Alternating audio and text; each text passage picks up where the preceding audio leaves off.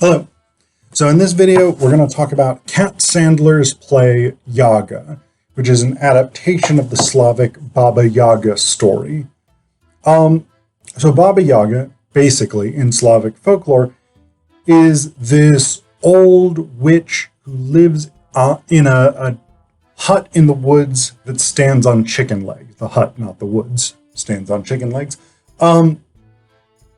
She has a fence with each post topped with a human skull, but always one post empty for her next victim. She eats children. She grinds the bones of her victims. Basically, she's a bad witch. She is a character to be feared. But she also grants wishes. She helps people with quests, etc., but you have to know how to get around some of her traps. Now, Sandler's version takes a very different approach to this. Sandler's version is among this very popular contemporary trend that I've said before, and I'll probably say again, I'm a big fan of feminist reimaginings of fairy tales. Because in many fairy tales, women don't come across that well. Either they are damsels in distress, or they're wicked witches, or they're shapeshifters, they're vampires, whatever it is. Women are often portrayed badly in fairy tales and folklore. So, a lot of contemporary feminist writers, as well as writers of color, post-colonial writers, etc., reimagine these folk stories. And Yaga does that. So the basic storyline of Yaga deals with this detective, private investigator named Rapp, Charlie Rapp. Although I don't know that we ever actually hear his first name in the play. But Rapp comes to this small town because he is seeking Henry Cowles, who is the heir to a yogurt fortune. Henry was having an affair with Catherine Yazov. So Henry's in his early 20s. He was having an affair with Catherine Yazov, who's in her 60s and is a professor at the college where he is a student. Not his professor, but a professor nonetheless. And so that raises its own sets of ethical issues. But apparently, Catherine just does this. She has affairs with younger men, with students. It's just part of her MO. She is a suspect, of course, because she was having an affair with him.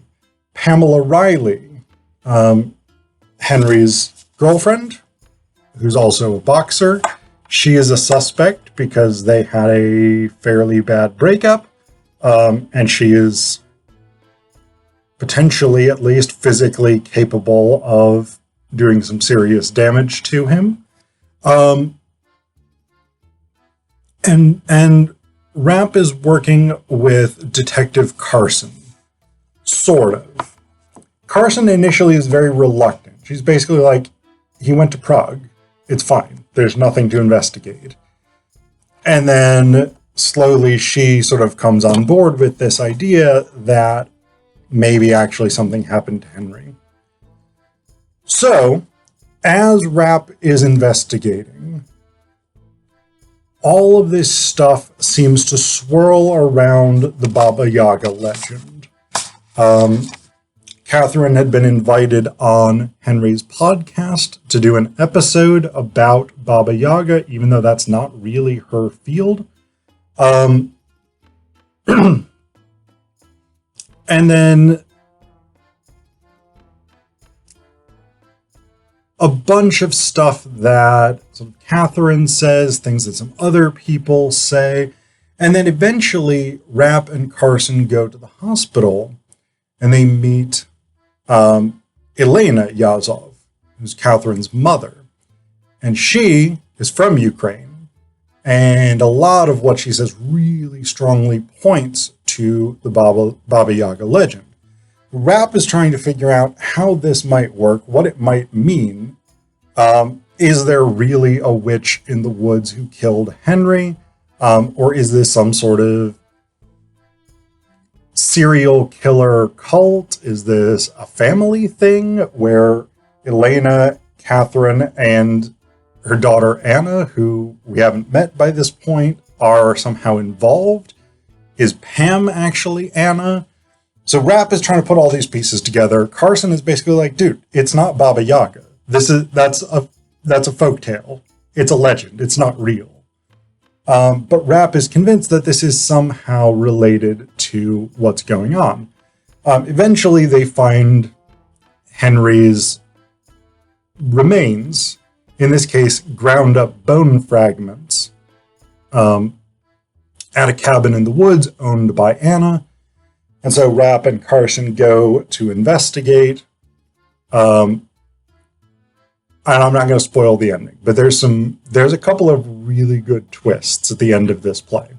So the things that I'm really interested in, one of the things that seems to be very common among the feminist revisions of folk tales that I've read, or fairy tales that I've read, is this sort of didactic gesture of stepping out of the story to confront people with how this story is being revised. There's almost this narratorial technique, right, where you have a character or a situation where we're taken out of the actual action of the story and told about the fairy tale. So, for instance, in Anne Claycombe's book, Silenced, we have this message board that's sort of interspersed amongst the chapters, where users of this message board are telling folk tales, fairy tales, and then sort of revising them into real-world contexts. In this play, we have Yaga as a character, who's a standalone character who functions almost like a narrator, more necessarily than like a chorus figure, but a narrator, I think, is the right one. And so the first thing that we get is this scene called You Say. So stage directions. Darkness. Lights fade up on Yaga as she emerges from the woods. An eerie, ancient soundscape, women's voices. She speaks with a slight Eastern European accent. And the first dialogue we hear of the play, or monologue technically, is this. Let's start with what you say. You say I am old as the earth, as wicked as the night, and as wise and powerful as the sea. That I was there at the beginning of time to ring in the first sun, the first monster, the first man. You say I am ugly, that I have a nose like a gargoyle, that my ears are made of embers burning deep in sockets of dry black pitch. My teeth are gnashing iron, my spittle dark, wet blood that drips down to the bristles at my chin, and that if you die screaming, I am the last thing you see. Not a pretty picture, huh? You say I live alone in the woods, in a hut that stands on chicken feet, surrounded by a fence made of skulls, with one post empty always for my next victim. You say there is no way in unless it's already too late, for the hut reveals its door only to me when I speak the words. You say I fly in a mortar and pestle, sweeping a broom behind me to cover my tracks, eating naughty children, their fingers, legs, and guts, their earlobes, and best of all, their bones, grinding them till they are fine as dust, and sprinkle them on my vegetables. But the thing that really gets me is this. You say that I am lonely, that no one will love me, that no one will fuck me. For my body is barren, my breasts ancient, lifeless sacks that drag through the dirt at my feet, my sex as dry as sand and twice as dusty, a ring of teeth around a gaping, bloodless gash. You say that I have taken and will take no lovers, and this must be true, for who could love such a beast, such a thing as I am? But you also say I am the grandmother of the devil, so someone must have. You say these things as if I cannot hear them. You say these things as if there's nothing more. You say these things and now it's time to listen. Stage directions say. She leans forward impossibly slowly as if to tell us a secret. suddenly, terrifyingly. Are you listening? And then we open with the story. So we get this element. Here where, again, there's commentary on the folk tale itself and the sets of assumptions, the sets of worldviews built into this folk tale and how they disadvantage or deprivilege women in folk tales, while often ignoring the ways in which men behave badly in folk tales. And we get a good sense of this again in one of Yaga's later segments called Help. It says, Yaga runs on stage screaming, "Help, my baby is dying. Help, my husband loves another. Help, my magical item is really hard to find. Please save my daughter. Please find my love. Please tell me the secret to make it all easier. Give me the potions that prolong life. Give me the swords to smite down mine enemy. Give me the key to salvation."